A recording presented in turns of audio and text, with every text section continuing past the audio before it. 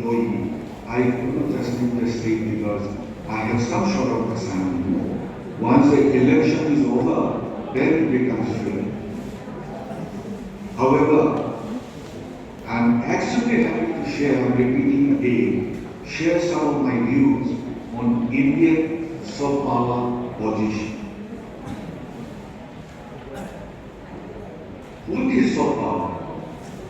I don't like to bring different quotations. The Americans initiated, but now it has been globally accepted. When Dr. Chalom, the president of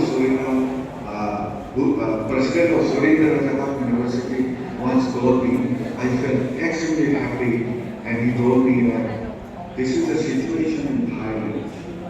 And this soft power is quite relevant to the Thai nation also, because Thailand is known for its,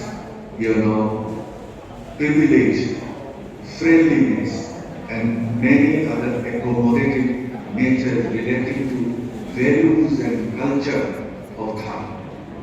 Now, what is soft power? Soft power refers to the ability of a nation to influence the behavior or attitudes of other nations through non-coercive means such as culture, values, and policy. Now, this is why the topic soft power has been purposefully chosen, and I hope the outcome of the proceedings, the outcome of the seminar, this conference will be of immense value if we can eat it and publish. Now, I also want to mention before I proceed whether I am there to review the papers or not. Indian technology in printing is now emerging very well. India is divided into different regions. We from northeast India. Now look at my face. I have seen, Dr. Pitko, Promo. What is the difference between me and him? We are quite similar. If we look at northeast culture, the way we eat food, dry fish, or the vegetables are quite similar to South Asia, and particularly Thailand, Myanmar, Cambodia, and Vietnam. But through this soft power policy, I think we all can hear as Mahatma Gandhi said. I will come to that later on. So, this is a picture of emerging Indian image in this global world. India has a soft power. You can look at the picture. India has varied indigenous people. When you go to South India, their complexions are quite different, their looks are quite different. But how India is united as one, then we can also find out the possible means to understand those things. Now here, one important thing I would like to feel that India's cultural mosaic is, when we look at Northeast India in particular, the role of elephant in Assam, even in South India, is still of immense importance. And I salute to Surindra Rajabhat because once I got invited, and in my second visit, we went to elephant, what is that? Elephant cemetery where elephant activities are done. Elephant village. Even elephant cemetery was wonderful. And I could recollect the kind of, Indian indigenous knowledge system. How elephant was treated in India. Whereas in Surin, as well as in different parts of Thailand, elephant is treated as a symbol of or as an image of God, because through elephant, I think civilization of Thailand is related. At the same time, through the linkages and history of elephant, I think Northeast India and South India, also in the entire history of Indian, peace and war is related with elephant. Without elephant, nothing happens in India. So we can look at those things. India possesses a soft power, which is ability to influence others through attraction and persuasion rather than coercion of force. Now, when we talk about soft power, we cannot forget about hard power. The hard power is using force. We can conquer.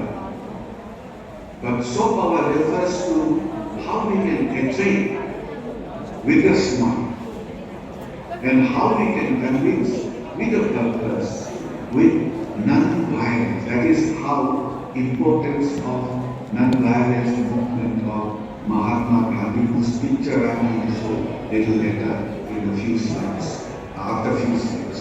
So India's soft power is primarily derived from its rich cultural heritage, diverse traditions. As we know, Thai has beautiful, cultural heritage for which Thai is now considered to be one of the best tourist places in the globe. And Thai is thriving. This is where sometimes I used to discuss with my academia and other friends, politicians, that there are many things from Thai which we can learn and implement in India. We can talk about academic tourism also. I remember Dr. Siriphaprapagon in his slide, he referred to some of the academic, programs. So we can also think of academic tourism which is emerging all over the globe. But Thai has a special advantage. When people visit Thai for academic conferences and seminars, like Thai TESOL is doing, and many universities in Thailand are tactfully using it to attract different academias to visit Thailand. So it is helping Thai government. Thai economy is also being supported directly or indirectly, that I don't know, but you know better. But I feel Thai is getting kind of input to promote tourism. In spite of everything, Thailand is growing again. So academic tourism and cultural program, this is one thing I would like to mention because it was not in my presentation. Surindra Rajabhat University has been organizing different cultural programs. I remember Manipur government and Surindra Rajabhat SRU had a memorandum of understanding, and through the memorandum of understanding, this exchange program is being implemented. And thus I come to know about Thai and also Surindra Rajabhat University. When Thai cultural exchange program visited Manipur, I happened to be a part of Manipur University organizing committee. So thus we keep in touch with many professors, teachers, lecturers, students who represented Thai. I remember, though I don't like to bring the names. And as of course, I don't remember all the names. Yet, the possibility is that when cultural team visited Manipur University, even it has yielded to achieve a kind of goal I remember Dr. Viro, Dr. Jamnon Gupta, who completed their PhDs, and they have done excellently well. Jamnon Gupta, when she came, she was not speaking English very well, but after her PhD in Manipur University, we consider her as a role model not only for Thai but also for Manipur University. So like Jamnon Gupta, we wrote the other cultural ambassadors from Thailand representing Surindra Rajabhat University. Yet I know there are people who are working in Manipur University in the Department of Library Science. I don't remember his name. If this kind of possible cultural exchange takes place regularly, we can look at other aspects of Sophia. We can take care about, growing, improving English, writing as well as speaking skills. At the same time, Thai language can be reintroduced in Manipur University because Manipur University